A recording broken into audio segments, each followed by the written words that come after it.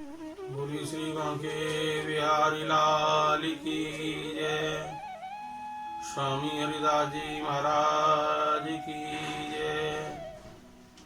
श्री श्यामा किशोरी जी की जय। यो ब्रह्म रुद्र सुख नारद भीष्म मुख्यै रालक्ष्यतो न सहसा पुरुषस्य तस्य सद्यो वशीकरणचूर्णमनन्त शक्तिं तं राधिका शरणरेणुमनुस्मरामि। कारुण्यसिन्धुं स्वजनैकबन्धुं कैशोरवेशं कमनीयकेशं कालिन्दीकूले कृतरासगोष्ठीं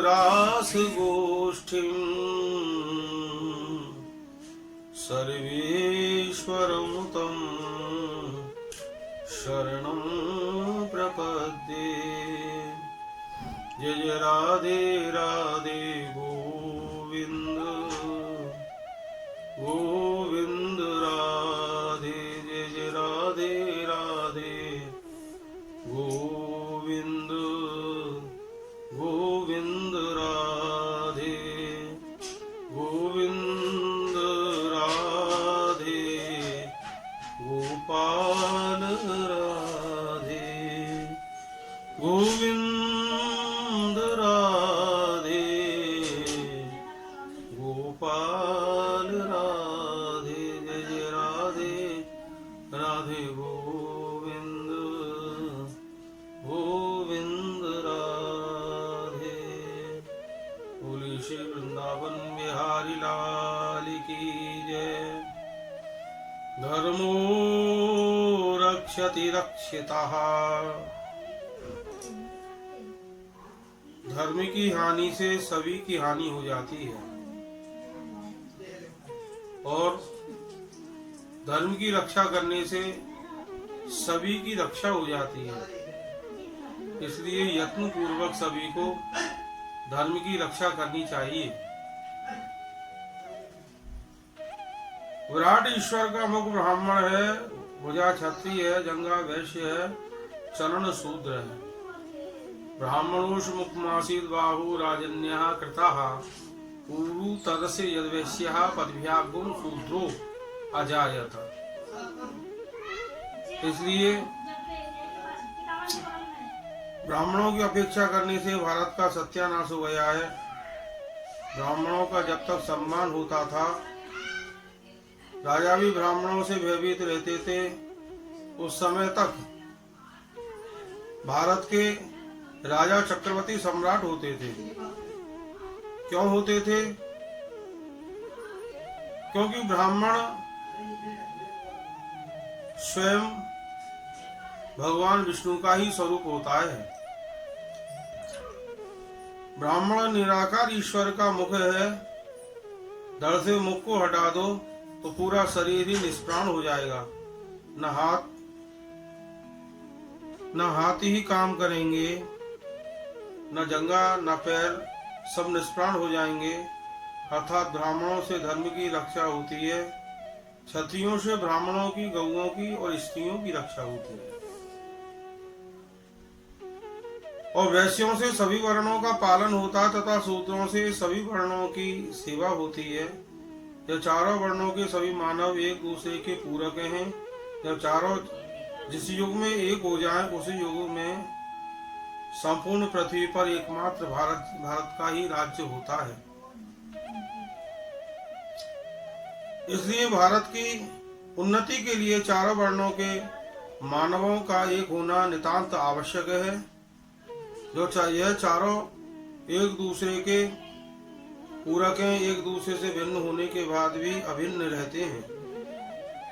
सतयुग ब्राह्मणों का युग था, त्रेता क्षत्रियों का युग था, द्वापर वैश्यों का युग था और कलयुग शूद्रों का युग है। मतलब सेवादारों का युग है। कलयुग में सेवा नीति, द्वापर में प्रेम नीति, सतयुग में धर्म नीति, त्रेता में राजनीति होती थी। अब भारत महातीर्थ में रहने वाले चारों वर्णों के सभी महानुभावों को प्रथम धर्म नीति से ही जीवन जीना चाहिए। जब जीवन जीना आ जाए फिर राजनीति करनी चाहिए। राजनीति सभी लोग सेवा भाव से ही करें। जब राजनीति करनी आ जाए तो फिर राजनीति का त्याग करके प्रेम नीति अपना लेनी चाहिए। सबसे सब प्रेम करें। जिससे तुम प्रेम करते हो उसमें ही प्रेम करने वाले का ईश्वर प्रेमी के हृदय में रहता है। और जिससे तुम घृणा क्रोध करते हो उसमें ही घृणा क्रोध करने वाले का ईश्वर भी रहता है। यह बात जान लो तभी प्रेम नीति समझ पाओगे।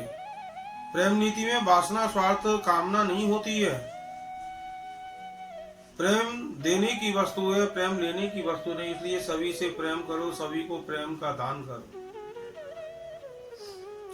सभी तीर्थवासियों से निश्चल प्रेम करो। बस प्रेम करने मात्र से ही प्रेम करने वाले व्यक्ति के सभी मनोरथ अनायास सिद्ध हो जाते हैं। क्योंकि शरीर तो माटी के पुतले हैं। शरीरों में ईश्वर का अंश विराजमान रहता है। वह ईश्वर का अंश सत्य सनातन है।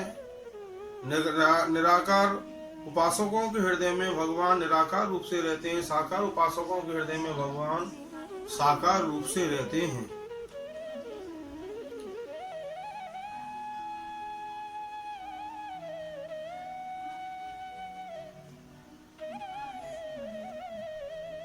प्रेम करने से ही निराकार ईश्वर साकार मूर्ति का रूप धारण करता है। जब शरीरों में ईश्वर का तिरोभाव हो जाता है तो कोई भी शरीर से कोई भी क्रिया प्रतिपादित नहीं होती है। इसलिए एक ही ईश्वर को सभी जाति धर्म के विद्वान मानव और मूर्ख मनुष्य दोनों ही अपनी वंश परंपरा कुल परंपरा के अनुसार भज रहे हैं। लेकिन जो जिसको भजता है वह उपासना करने वाले का उपास्य सभी जीवों के हृदय में नित्य रहता है। जब तक वो जिस शरीर में रहता है तभी वह शरीर क्रियाशील बना रहता है। जब शरीरों में ईश्वर का अंश का तिरोभाव हो जाता है तो कोई भी शरीर किसी प्रकार की क्रिया नहीं कर सकता है। इसलिए एक ही ईश्वर सभी जीवों के रूप में इस धरती पर लीला विलास कर रहा है। बुद्धि और शरीर के ही भेद हैं, लेकिन सभी के शरीर में रहने वाला जो ईश्वर है उसमें कोई भेद नहीं। वो सभी में एक जैसा ही रहता है।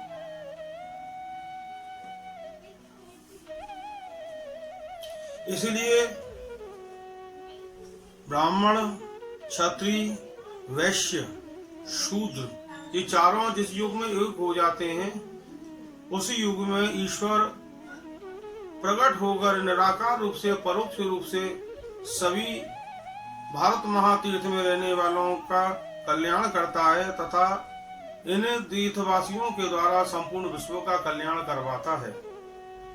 इसलिए भारत में रहने वाले सभी मानवों को सभी जाति धर्म के मानवों को यह निश्चित कर लेना चाहिए कि जो जिसको भज रहा है उस भजने वाले का ईश्वर सामने वाले में रहता है।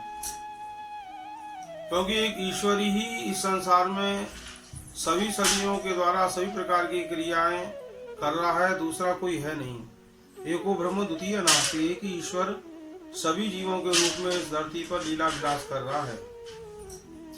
इसलिए किसी का अपमान करते हो, किसी के साथ में ठगी करते हो, किसी के साथ में जो भी बुराई कर रहे हो, जो भी छल कपट कर रहे हो, वो अपने ईश्वर के साथ में ही करना जैसा फल प्रदान करता है। इसलिए किसी के साथ में बुरा मत करो, किसी की निंदा मत करो, किसी की हानि मत करो, किसी की हत्या मत करो, किसी के संग में बलात्कार मत करो, किसी का अकल्याण मत करो। क्योंकि जो कुछ भी तुम अच्छा या बुरा कर रहे हो वो अपने ही ईश्वर के साथ में कर रहे हो। क्योंकि जिसकी तुम इबादत मंदिर में करते हो, पूजा मंदिर में करते हो, उपासना करते हो, वही उपास्य सभी जीवों के हृदय में निश्चित रूप से रहता है। इसका प्रमाण कि जब तक ईश्वर का अंश शरीर में रहता है तब तक ही शरीरों से समस्त क्रियाएं संपादित होती हैं। जब ईश्वर शरीर में नहीं रहता, बाकी आत्मा आदि सब कुछ रहता है, तब फिर शरीर से कोई भी क्रियाएं संपादित नहीं होती, फिर वह शरीर मृत घोषित हो जाता है, मतलब नष्ट हो जाता है। इसलिए किसी से बैर भाव मत करो, सभी एक दूसरे से प्रेम करो, सभी एक दूसरे के दुखों का निवारण करो, एक दूसरे का सहयोग करो, एक दूसरे की सहायता करो, एक दूसरे के काम में हाथ बटाओ, एक दूसरे के दुखों को दूर करने में सहयोग करो। तभी भारत महातीर्थ में रहने वालों के कल्याण के लिए ईश्वर परोक्ष रूप से प्रकट होकर सभी का कल्याण करता है कि हरिव्यापक सर्वत्र समाना, हरिव्यापक सर्वत्र समाना, प्रेम से प्रकट हो ही में जाना। हरि सर्वत्र हैं और सर्वदा हैं, तो प्रेम से प्रकट हो जाते हैं। जब प्रेम से प्रकट हो जाते हैं तो सबका कल्याण निश्चित हो जाता है और भारत मातीर्थ में रहने वाले सभी देशवासी धन्य धन्य हो जाते हैं। इसीलिए भारत में रहने वाले सभी भारतीय लोग, सभी सनातन धर्मावलंबी प्रेमी होते हैं, सबसे प्रेम करते हैं। इन प्रेमियों का उपहास मत करो, इन प्रेमियों के प्रेम का फायदा मत उठाओ, कहीं इनका प्रेम आप सबके लिए अभिशाप न बन जाए। अगर इनका प्रेम सभी के लिए अभिशाप बन गया तो सबका कल्याण निश्चित है, इसमें कभी संदेह नहीं करना। प्रेम नीति से ही ब्राह्मण, क्षत्रिय, वैश्य, शूद्र एक दूसरे के पूरक होते हैं। ये आपस में प्रेम करें। इनके प्रेम करने से निराकार ईश्वर ही साकार रूप में प्रकट होकर महामानव के रूप में सबका सेवादार बनकर सेवा नीति अपनाकर समस्त भारतवासियों की बिना भेदभाव से सेवा करता है। इसी से सबका कल्याण होता है और भारत महातीर्थ के निवासी पूर्ण विकसित होकर संपूर्ण विश्व का कल्याण करने की योग्यता हासिल करते हैं। अर्थात घर हो या प्रदेश हो चाहे देश हो, पहले जीवन में धर्म नीति से चलना चाहिए, फिर राजनीति करनी चाहिए। जब राजनीति समझ में आ जाए तो प्रेम नीति अपना लेनी चाहिए। और प्रेम नीति के जब समझ में आ जाए कि सब अपने ही हैं, सब कोई पराया नहीं है, सब में एक ही ईश्वर है जिसकी हम पूजा करते हैं, वह उपास्य सभी जीवों के रूप में ही रहता है, सभी शरीरों में निश्चित रूप से रहता है। यह सब भली भांति जानने के बाद में फिर सेवा नीति करो। सेवा नीति से ही आपस में सौहार्द और प्रेम की स्थापना होती है। अर्थात ब्राह्मणों से प्रेम करना चाहिए। ब्राह्मणों की अपेक्षा करने से क्षत्रिय, वैश्य, शूद्र और सभी जाति धर्म के लोग शक्तिहीन हो जाते हैं, दिशाहीन हो जाते हैं, मंदमती हो जाते हैं। मंदमती हो जाने से, दिशाहीन हो जाने से ये समाज में किसी का कल्याण नहीं कर पाते हैं और दुर्भाग्य आपस में ही घृणा, गिलानी और क्रोध और झगड़ा कर कर बहुमूल्य मनुष्य जीवन को ही नष्ट करने पर तुले रहते हैं। ये मनुष्य जीवन बहुत ही भगवत कृपा से दुर्लभ नर्तन है जी। इस दुर्लभ नर्तन को पाकर सभी की सेवा करनी चाहिए, सभी से प्रेम करना चाहिए, किसी का कल्याण कभी नहीं करना चाहिए, न किसी के अकल्याण की बात सोचनी चाहिए। क्योंकि जिसके साथ में जो अच्छा कर रहे हो या बुरा कर रहे हो वो अपने ही ईश्वर के साथ में कर रहे हो, ऐसा समझ लेना चाहिए। ऐसा समझने के बाद में ही आप एक दूसरे से प्रेम कर पाओगे, एक दूसरे की सेवा करने में संकोच नहीं करोगे। इसलिए भारत महातीर्थ में रहने वाले सभी चारों वर्णों के तथा अन्य जाति धर्म के लोगों को अहंकार, क्रोध और काम का परित्याग करके एक दूसरे के प्रति प्रेम और सौहार्द की स्थापना करके इस भारत महातीर्थ का कल्याण करना चाहिए और इसको विकसित करना चाहिए। ऐसा करने से ही तुम्हारी मनुष्यता और मानवता साकार रूप से सार्थक होगी। इसलिए ब्राह्मणों की अपेक्षा नहीं करनी चाहिए, क्योंकि ब्राह्मण समाज का सबसे बड़ा महामानव होता है। इसके सम्मान से, इसके सत्कार से, इससे प्रेम करने मात्र से ही सभी वर्णों का कल्याण निश्चित होता है। क्षत्रिय, वैश्य, शूद्र, अन्य धर्म के लोग बड़े ही अन्न से, जल से, धन से परिपूर्ण और संपन्न हो जाते हैं, वैभवशाली, सौभाग्यशाली बन जाते हैं।